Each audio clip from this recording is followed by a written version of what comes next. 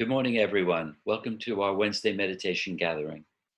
I'm so glad you're all here to spend this time together.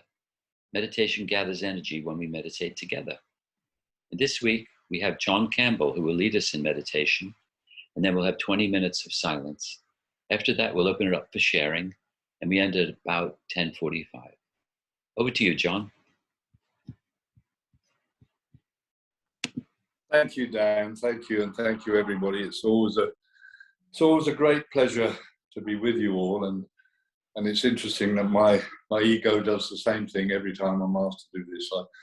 I wake up saying, "Well, what makes you think you can do a meditation? What makes you think you can lead a meditation? What are your qualifications?" And of course, when I did this morning's lesson, it was absolutely perfect, because I am the light of the world, and so are all of you. We're all the light of the world, and it's really important to remember that when that ego goes mad and starts banging away at you. And this morning, first of all, I'd like to start with a prayer which Bill always started with before he gave a talk or anything. So if you'd like to close your eyes, if you want to keep them open, whatever you feel comfortable with, but it's a very nice one. So take a deep breath and self-centered.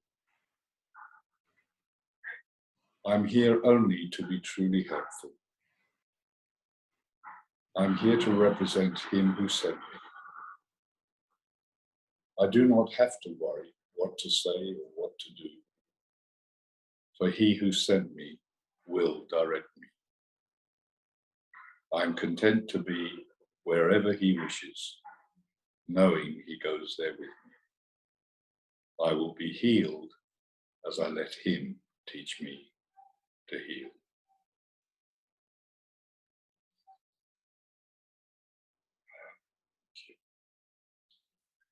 So when I was meditating about this morning's get together, I was thinking of the state of the world as it's perceived by the world at the moment. And I looked up the word peace in the course, and it's mentioned over 1,000 times in the book. And then I looked up the word forgiveness, and it's mentioned over 700 times in the book. And then it came to me, everything that appears to be happening. And there's a lot of attack thoughts and attack things, and I totally understand that. But as light, beings of light and light workers and the light of the world, it really is our duty to remember that forgiveness has to be for everyone, without exception, without any attempt to justify or attack or whatever. But it doesn't mean we condone actions, but it does mean we absolutely have to forgive, because that is our release. And I picked a little section from the book, chapter 9, just like to read to you. It's chapter 9, section 4, the Holy Spirit's plan for forgiveness. Atonement is for all, because it is the way to undo the belief that anything is for you alone. To forgive is to overlook. Excuse me. Look then beyond error, and do not let your perception rest upon it, for you will believe what your perception holds. Accept as true only what your brother is, if you would know yourself. Perceive what he is not, and you cannot know what you are, because you see him falsely. Remember always that your identity is shared, and that its sharing is its reality. And I thought that was very pertinent. So this morning, what I'd like to invite you all to do is to just close your eyes for a moment and ask the Holy Spirit to bring you a vision of a time when you were at total peace. And it doesn't matter when it was, it doesn't matter whether it was before you found the course or the course found you, what state of your life you were at, but it's a moment that you remember being really peaceful. And I know in my case, it was many, many years ago when I was in the depth of unconsciousness, but I happened to be in a certain situation and I felt absolutely peaceful. I just felt that inner peace. So if you'd like to take just a minute and ask to have that brought to you, and that's what I'm going to invite you to hold as we go into meditation. I'm just going to do one quick process before we do that, but I'd like you to just do that if you could. Just close your eyes and think of a time when you were at total peace.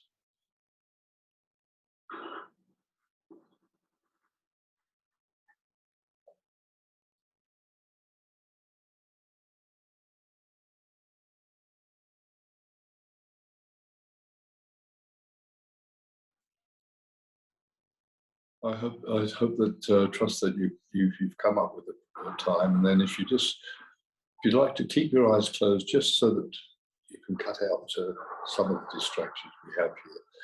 And I wanted to share with you, I was in a very, very toxic period of my life, and when the Course found me, and Gary Renard, with his lovely book, gave a forgiveness process, which was given by, I think it was Pursar in the book, The Disappearance. And I spoke to Gary and clarified with him and said, is it really as big as you say it is? And he said, absolutely. He said, so I learned this and I started to do it absolutely all the time. All the time I was triggered with attack thoughts or whatever towards this person. I did it all the time, and I was doing it lots. And I have to say that the end result was amazing and didn't happen immediately, but as I took my focus off wanting the other person to change and just kept practicing this, eventually the situation, it's my former wife, and that we have a very close, loving relationship today, totally healed. And it's a miracle because even our own children couldn't believe that it could happen. So I wanted to share that with you today. And I'm going to do this same process on Vladimir Putin and all the people around him. So if you could all you could do is just hang on to that vision of your peaceful moment while I do this process. Vladimir Putin, you're not really here. And if we think you're guilty and the cause of the problem, and if we made you up, then the imagined guilt and fear must be in us. Since the separation from God never occurred, we forgive all of us for what we really haven't done. Now there is only innocence, and we join with the Holy Spirit in peace.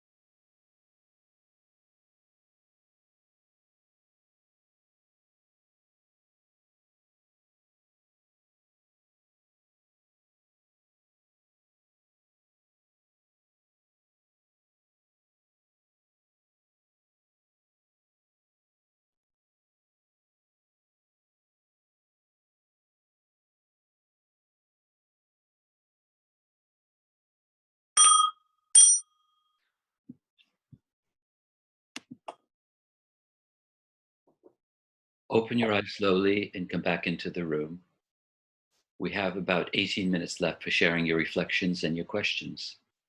If you'd like to speak, raise your hand or use the reactions button at the bottom of the screen, and I'll invite you to take yourself off of mute. If you'd like to ask John a question or comment with confidentiality, put your message in the chat function at the bottom of the screen, and I'll read it out.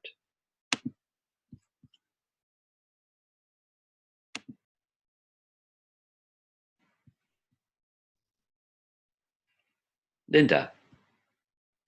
Thank you, John. That was just perfect for today and for what's happening. I resonated with it right from the very beginning. I just wanted to say thank you for a lovely introduction. It's right where I am, and I've been sending Putin love. We're all calling out for love. Just wanted to thank you. Thank you, Linda. Thank you so much. And you're absolutely right. And the thing I find wonderful about this beautiful work is that it has the answer to everything, and it makes it very clear to remember at times like this, especially when it's difficult, that every unloving act or words or whatever is only a disguised call for love. And it's it's difficult at times to remember, but it's there for us. It's there for us to remember. And I always think of a line I learned very early on, that hurt people, either themselves or others, or both, normally both. And if I can remember that, it makes it a little bit easier. So thank you. Bless you. Who'd like to share? Dennis, take yourself off of mute. Thank you, John, for showing us a way how to deal with this present situation. Thank you, Dennis. There we are. Thank you so much, Dennis. Yeah, it's not an easy one, and when I think of all the attack thoughts that are going out from all directions to different parties, and I'm reminded, what Jesus explains to us is the outer world is always a reflection of the collective unconscious guilt and self-hatred, really. And again, the Course gives us all the tools if we use them. And I love that saying, it works if you work it, so work it, you're worth it. Stop throwing darts at the picture of Putin now. Yeah, they're all little children acting out, aren't they? That's what it is. Yeah. Catherine, take yourself off mute. Thank you, John. It was you brought a feeling of peace from the start, and the truly helpful prayer. And yeah, I feel in your presence, I feel that peace that we're aspiring to touch and claim and not be healed alone around. And the lesson I use, thanks so much for that, Gary Renard. The sort of similar piece I use from the Course is, I would see you as my friend, that I may remember you are part of me and come to know myself. I would see you as my friend, that I may remember you are part of me and come to know myself. And one of the things I do is look for the part of me that's Putin. And so during your meditation, I was reflecting on that. And what I got is the lesson, fear is the stranger here, which is about fear saying, no, this is my home. And us going, no, sorry, no, I'm choosing to decide with Holy Spirit. So thank you for that, because I'm dedicating Lent to resolving, finding the tyrant in myself, finding the invader in myself. And yeah, so it's perfect. It's the beginning of Lent today. So I'm going to use that fear as the stranger here. Thank you, John. Thank you. Thank you very much, Catherine. Yeah, Yeah, no, it's true, and it's really true. Is the more we heal ourselves, the more able we are then to actually feel genuine compassion. You know, compassion. It doesn't mean we condone the actions, but there's something within me. I know I changed enormously when the Saddam Hussein thing happened. I noticed I didn't feel, you know, this anger and irritation that I'd felt in the past with people in those kind of things. And it's always a reflection, and to feel that compassion is so powerful because all our minds are joined. That's why coming together and doing a prayer like that is so powerful. And thank you for reminding me. It's the beginning of Lent. I hadn't remembered that. Thank you. Who would like to share? Angela, take yourself off of mute. Hi everyone. Hi John. Hello, Angela. Hello. Thank you. I loved that quote you used from A Course in Miracles. Have you got a note of where it is? Now you talk about the. Oh, don't worry. Yep. But it was absolutely lovely and perfect. And Terry and I were discussing all the world events going on, but realised that I'm not bothered. I don't even care about Putin. And I have the luxury of not being personally involved in the situation. The luxury because now I can, without emotion, look upon it as just the latest in the long line of the world doing its job. The world was made as an attack on God, the Course says. So it's going to play out that attack. So not being emotionally involved with it or personally involved really does allow me to use the Course principles upon it. So I don't even care about Putin, but it was strange. It's all about opinions, as you were saying, John. It's our own perceptions projected outwards. And yesterday, my car wouldn't start, so I called the RAC to come and attend to it. And of course, everything was blamed on COVID. So he was 10 hours after I reported it, he arrived. But what he turned out to be, he was a person who was, while I was there waiting for it to be fixed and all of that, he had plenty to say. And so it turned out he's an anti-vaxxer. He doesn't believe COVID exists. He's a conspiracy theorist and a Putin defender. so there was all of this going on. And I thought, oh my word. So, of course, I was aware, I was noticing all my opinions, and I was feeling the heat of my opinions coming up. And so we did have quite a discussion, and then I did tell him to go home and stop watching the news. I don't have a television. Oh yeah, he's another one. I don't have a television. I said, you do. I said, everyone has a television. It's there in your hands. That screen you're always watching, it's a television. So he had all sorts of things that kind of brought up opinions in me. And that's what the interesting thing was, not what we were talking about, but the opinions. And I thought, I felt so clearly, I thought, oh my goodness, these are all opinions. None of them are true. My opinions are not true. His opinions are not true. And it showed how easily the ego can entice into making reality out of what I think. So it was a great exercise.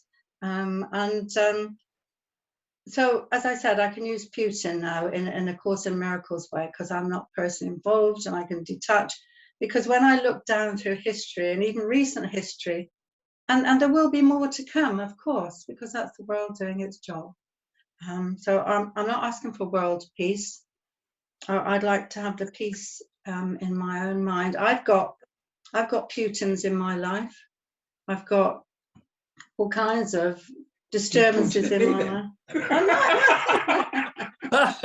Anyway, you wanted to say that you were. I'm not talking about history. That's the past. Oh, right. Okay. Anyway, Catherine you wanted to follow on from Catherine, didn't you? About what she said. No, I've just listened to Catherine, and I agree what she said. I've got the same kind of thoughts about this. That for me, Putin is in my mind. It's my Putin, and in me that attacks and wants to obliterate and wants to hurt people or wants to do things, change things. And in some way, the thoughts of attack that I was having towards him was exactly the same as I was seeing in him towards others. So I thought that I'm just making things worse by thinking like this, by thinking that he's evil and whatever it may be, that he's the cause of all this. And so I decided to, like Andrew, I decided to change it round and start to see that he was a child of God and desperately wanting forgiveness and love, and like we all do. And so I then changed the way I thought about Putin, and I no longer see him that way. I see him as a child of God that's been misled by the world, by the ego, and by the craziness of this place that we call our home. And he's no more to blame for anything than any of us. And I think handing over my thoughts about the Putin I hold in my mind, in some ways, healing for me. And that it's only me that I can heal. I can't heal anyone else. So it's all about me, really. Actually, something occurred to me, just a sentence, sorry, is I'm sort of projecting onto people that they're calling for love, but I realise that if I'm judging them, then I'm calling for love. So I now need to commune my own, commune with Holy Spirit and hand over my own call for love because I'm judging. Thank you, everybody. Thank you, Terry. Thank you, Angela. Yes, it's always there's only me there. So, there's nothing outside of me. And when I take time to consider, it's very, very easy to say, oh my God, I could never do that. I could never do that. But how many murderous thoughts have I had during my lifetime? And thoughts, powerful. So it's very easy to.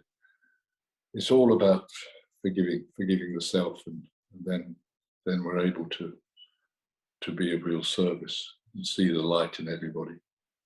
So thank you. Vivian, take yourself off of mute.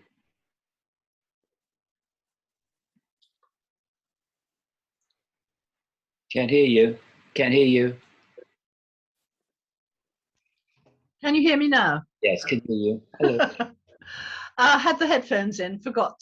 Thank you very much. It was very apt for today because we're all feeling this, aren't we? I have come to realize it's all down to me, that if there are aspects of Putin that I don't like, they are aspects of me I don't like, and it needs forgiving. What I keep in my car is a lovely little saying from Gary Renard, is to remind me, you are spirit, whole and innocent, all is forgiven and released.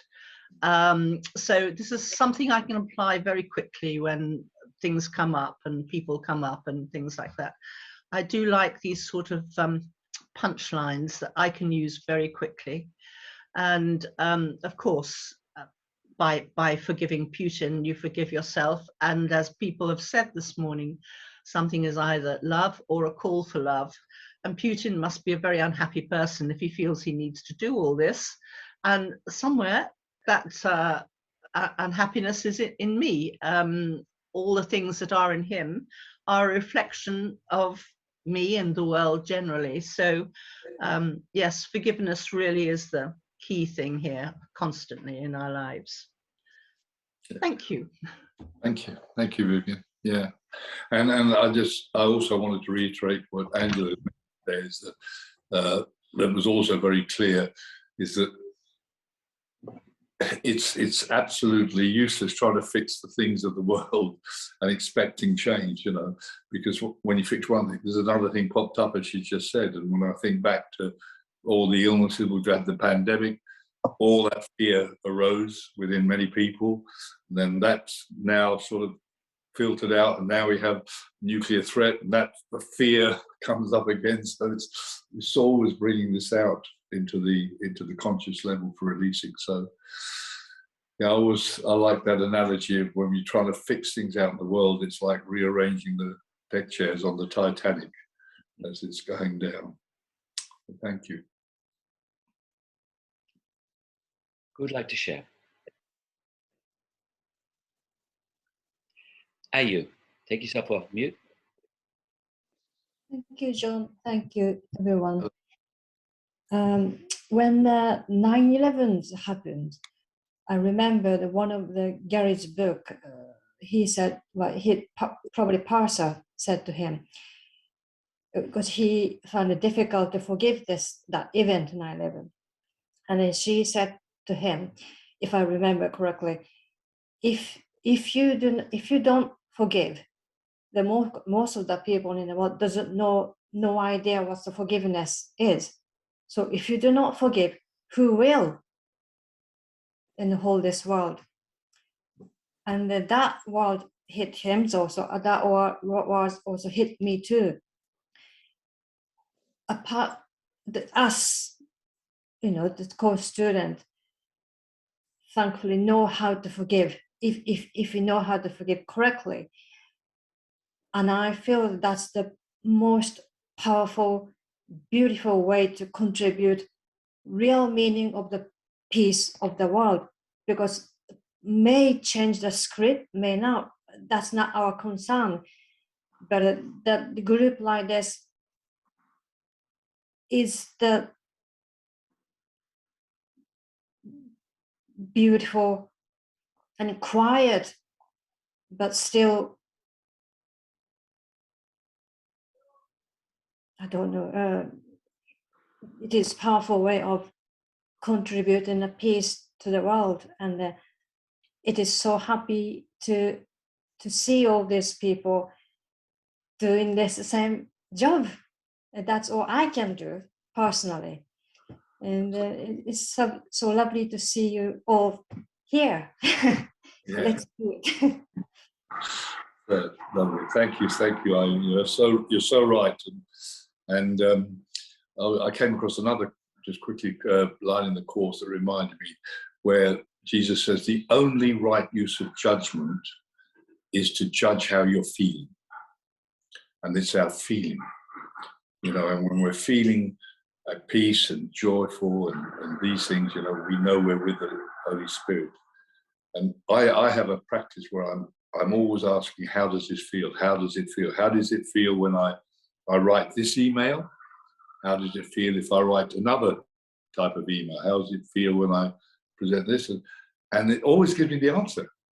And that's the Holy Spirit. So if I feel light and joyful, then I know it's coming from, you know, the higher mind. But if I feel anything, aggression or whatever, then there's my sign. And it's a lovely reminder that how do we feel? So many of us have forgotten how we felt. We've numbed it out for so long. So lovely to see. Always lovely to see you. Thank you. Okay, we've come to the end of the meditation. Take yourself off mute, show your appreciation to John. That was wonderful, John. Thank you. Yes, thank you, John. Thank you, Thank you John. so much. Thank you, John. Brilliant as always. Thank you. Thanks a lot. Thank you, John.